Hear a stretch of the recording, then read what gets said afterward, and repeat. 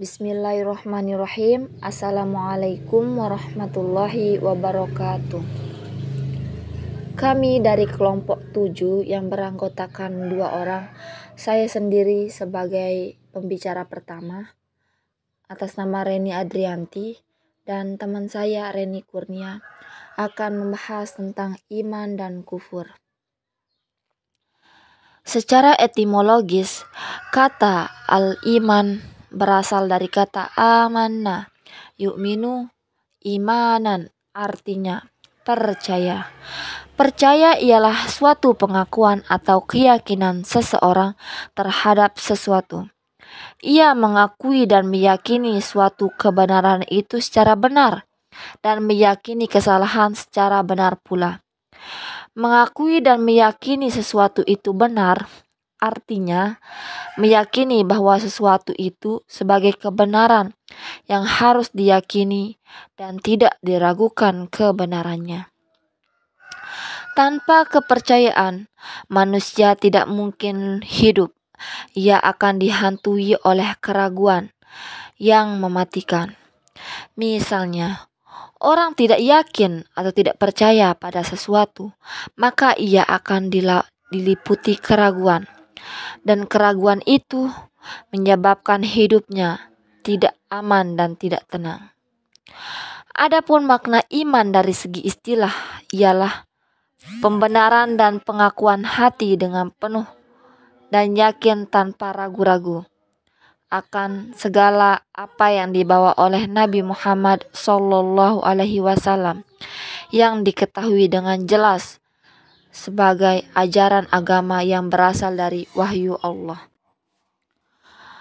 Ada 2 resiko akan dihadapi setiap orang yang memiliki kepercayaan terhadap sesuatu. 1.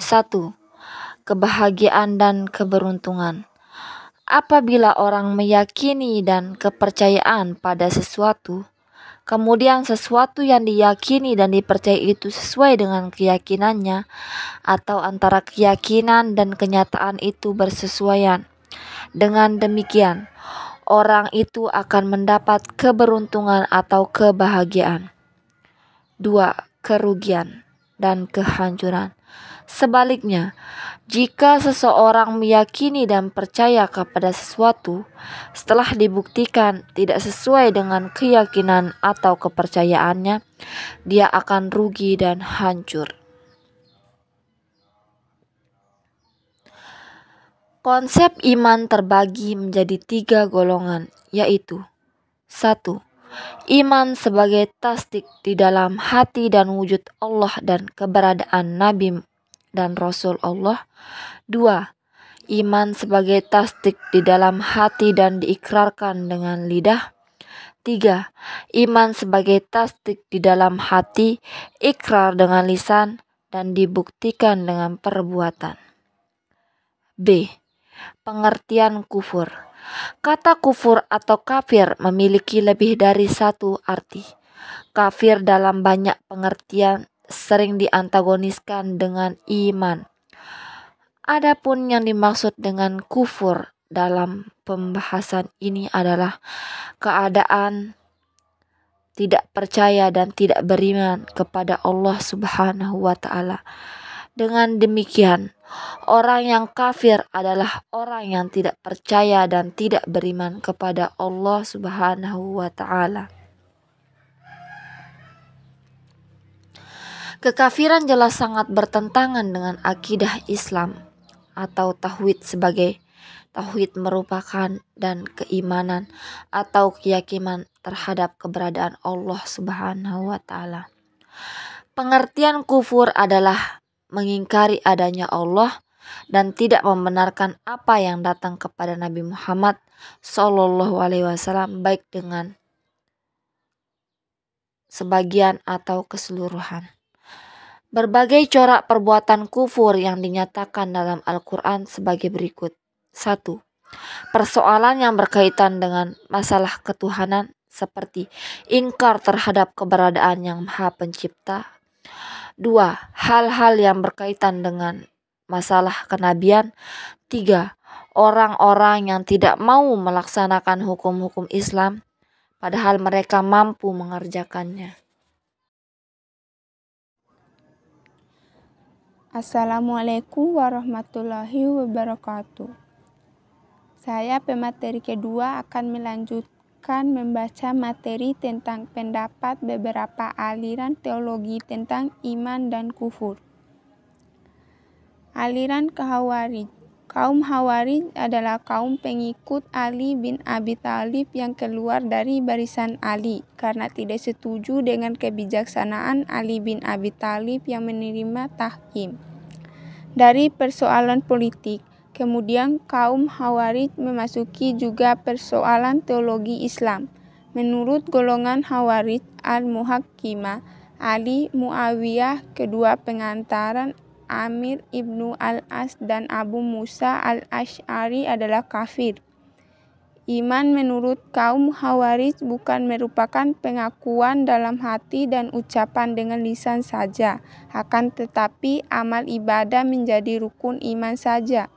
Dan menurut kaum Khawarij, orang yang tidak melakukan sholat, puasa, zakat, dan lain sebagainya yang diwajibkan oleh Islam, maka termasuk kafir. Jadi, apabila sekarang mukmin melakukan dosa besar maupun kecil, maka orang itu termasuk kafir dan wajib diperangi serta boleh dibunuh. Harta bendanya boleh dirampas menjadi harta ghanimah. Aliran Mu'tazilah. Kaum Mu'tazilah berpendapat bahwa orang mukmin yang mengerjakan dosa besar dan mati sebelum bertaubat, maka ia bukan termasuk mukmin dan bukan pula kafir, tetapi dihukum sebagai orang yang fasik. Jadi, kefasikan adalah suatu hal yang berdiri antara dengan mengambil jalan tengah antara mukmin dan kafir.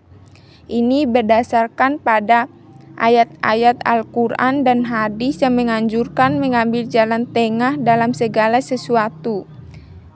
Pikiran Aristoteles yang mengatakan bahwa keutamaan sesuatu adalah jalan tengah antara dua jalan yang berlebih-lebihan.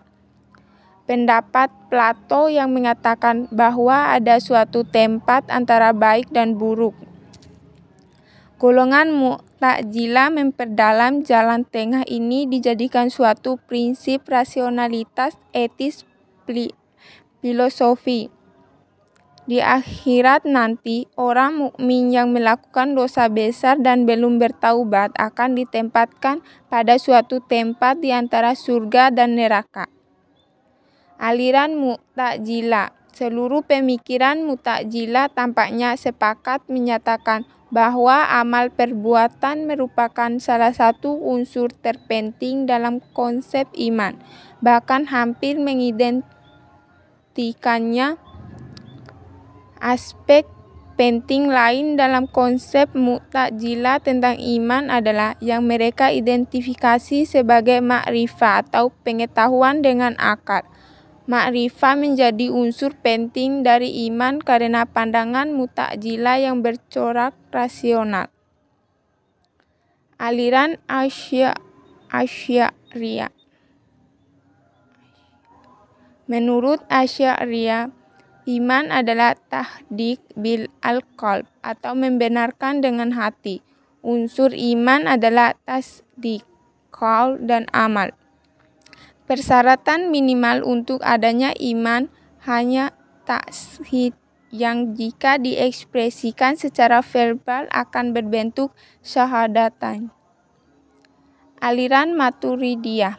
Dalam masalah iman, aliran Maturidiyah Samarkand berpendapat bahwa iman adalah tasdiq bil al-qalb, bukan semata-mata ikrar bil al-lisan. Menurut Al-Maturidi, sebagai suatu penegasan bahwa iman tidak cukup hanya dengan perkataan, sementara kalbu tidak beriman. Apa yang diucapkan oleh lidah dalam bentuk pernyataan iman menjadi batal apabila hati tidak mengakui ucapan lidah. Sekian presentasi dari kelompok kami. Wassalamualaikum warahmatullahi wabarakatuh.